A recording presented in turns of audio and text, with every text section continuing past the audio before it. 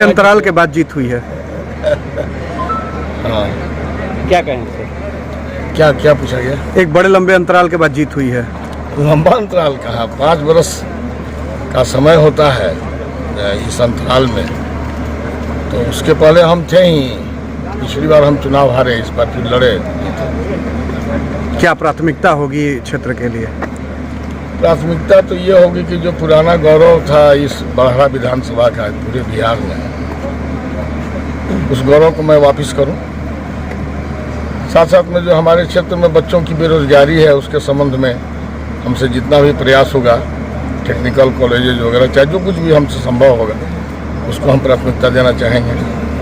गंगा नदी में जो कटाव हो रहा है तो उसकी तो हम लोगों को आदत है, गंगा के किनारे हम लोग रहते हैं तो बट नेचुरल होगा, लेकिन उसमें भी हम जो संभव होगा, या सड़क वगैरह के मामले में जो कमी रह गई है या जो सड़कें दुरुस्त नहीं हैं, दौड़ा गई हैं, उन सबको ठीक करने का काम करेंगे। क्या लग रहा है कि एनडीए की सरकार के साथ साथ में देखिए, हमारे यहाँ एक सबसे बड़ा मुद्दा है टोपो लाइन का, DRA क्षेत्र में। ये बड़ा ही गंभीर मुद्दा है और चुनाव के समय लोगों ने मुझसे जरूर ये बात कही थी कि टोपो लाइन के संबंध में आपको कुछ करना होगा।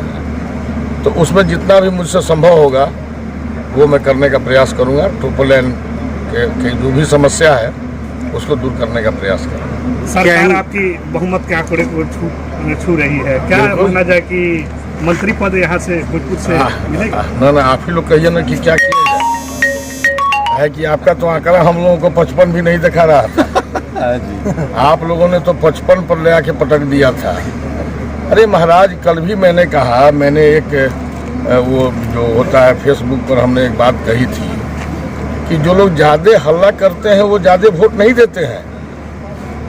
जो साइलेंट नेचर के होते हैं वोटर्स, उनका वोट कहीं ना कहीं डिटरमाइंड वे में पोल होता है। आज उसकी वानगी आप देख लीजिए कि सारे स्टेट में पुनः एनडीए की सरकार बनने की स्थिति पैदा हो गई। तो सरकार बनने की स्थिति पैदा हो गई है तो जो हमारे राज्य के मुख्यमंत्री होंगे वो ने डिसाइड करेंगे कि उनके मंत्रिमंडल में कौन कौन लोग होंगे। अब वो यदि हमारे नाम पर फैसला करेंगे तो ठीक, और नहीं तो उसकी उनकी इच्छा।